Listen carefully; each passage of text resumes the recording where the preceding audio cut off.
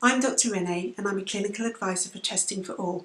I'm going to show you today how to take the blood sample for the kit that you've ordered. So first things first, you will have received your kit in an envelope like this through the post. The first thing I want you to do when you get that kit and open it is to take out this leaflet. There's something really important that you need to do before we actually get to the nitty-gritty of taking some blood. On the first page of the blood collecting leaflet, there's something called Activate Your Test. This is really important. So before you do anything else, go to the Testing for All app, and the directions are here. Use the barcode which is on a label inside your envelope, and you will see that as we go through the sample taking technique. And using the code on that label, you need to register your test and activate it in the app for you. One thing that's really important is if you're with more than one person who might be taking this test, you can't use the same account to activate their test. So please, go to the app, make an account for yourself and activate your test. And anybody else around you who's doing a test, be that a family member or a colleague, must do the same. They must activate their test within their own account that they set up for them. Before you start, I recommend taking everything out of your envelope and putting it in a way that's organised enough for you that you won't need to keep going back and looking for things. So what I've done here is I've placed the instruction leaflet here in an easy to read fashion. Then we have the envelope that you're going to return the sample to Testing for All in.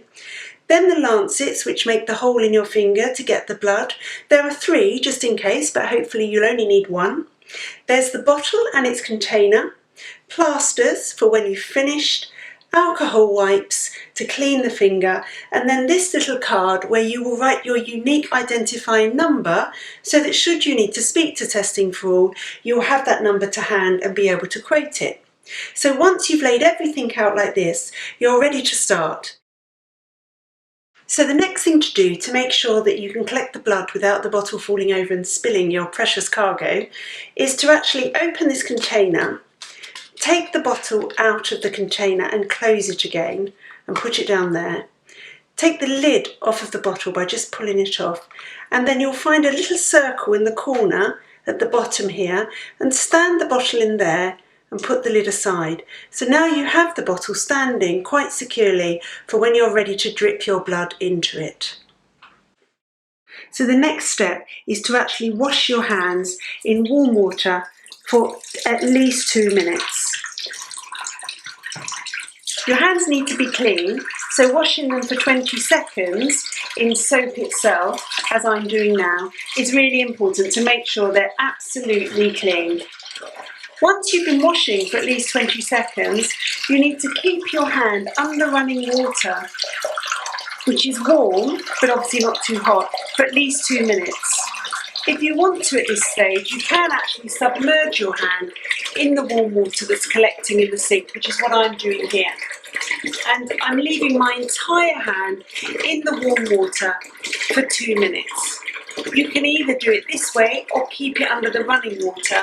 The most important thing is that warm water is covering the entire hand for 2 minutes prior to taking the sample. So now you're ready to take your blood sample. What you need is the bottle in the case, assembled in the way we've just done it, a lancet and some others to hand should you need them, an alcohol wipe to cleanse your finger, a plaster and some spare tissue, and I've put the bottle lid just here. So having completely dried your hand, you're going to be using the side of your fingers, either side of the palps of your ring finger of your non-dominant hand. So you'll see when you look at your finger, there's this area in the centre which is high, and then you've got 2 bits either side, and you can see those bits. It's kind of like either side of a cushion, and that's where you're going to make the hole. To make it easier for you, I've actually drawn on this hand, which we won't be using. So you can see you're either going to go this side or this side of this raised area in the centre. But you're going to use your non-dominant hand, which for me is my left hand, and the ring finger. So take the alcohol wipe, clean the tip of that finger thoroughly, take the lancet and twist the end off. Position your hand, you may want to do it on a firm surface because it makes it easier. Place the lancet where you're going to make the hole and then just gently press into the skin and you'll hear a click. And that will make the hole, which is there. Take the clean tissue, wipe the end of the finger, and then you'll see the finger will start to bleed as mine is now. And then you just slowly drip that blood into your bottle, which is nicely secured in the case. You can massage down the hand and the blood should just come, which it is. And just keep massaging down the hand and dripping it into the bottle. You can use the edge of the bottle to just collect each drip. You can see it going in and massaging gently down the hand and the finger. Now the warmer your hand is before you do this, the easier it will be to collect the blood. But just continue massaging and collecting the blood. It seems like it will be quite a big thing, but it actually collects quite quickly. If at any point you think the blood's not flowing, take the tissue, just wipe the end of the hand like this, and that should stop the clot and the blood should start flowing again, as you can see it is here.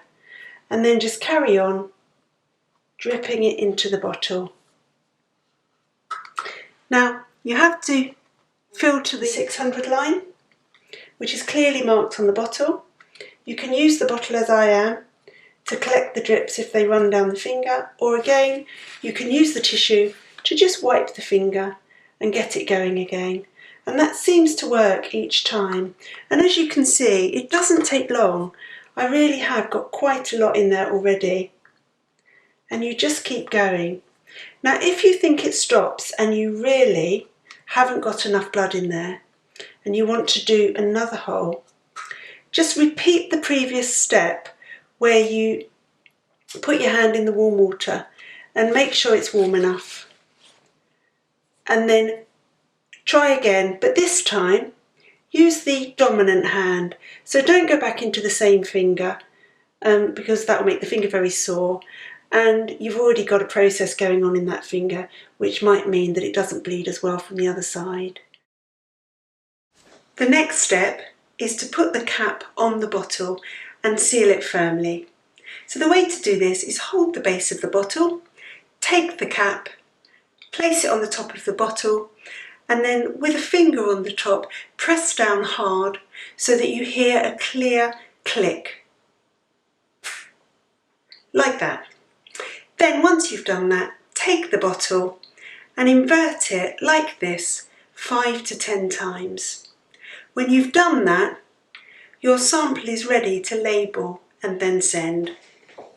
Now you are ready to fill out the label, so all you need to do here is just write in your date of birth and then the time, so the hour, I think right now, let's say that's the hour,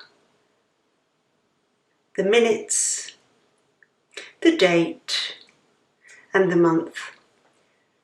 Once you've done that, you're ready to actually apply it to the bottle.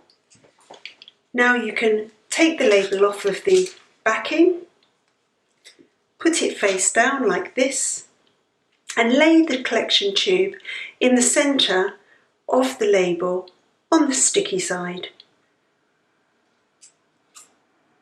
Fold the label around the bottle like this so that these two sides stick together around the label. You can clearly see this barcode, which is really important, and you can see the date that you took the sample and your date of birth. Now you're ready to put the bottle into this container that you've got. It might be a long one like this that could take 2 bottles, or it may be a shorter one, but the practice is exactly the same. you just wrap that barcode label around and then you place it inside here. The lid goes into the bigger part, the label is secure, and you close the container. Now you're ready to post your sample to Testing for All.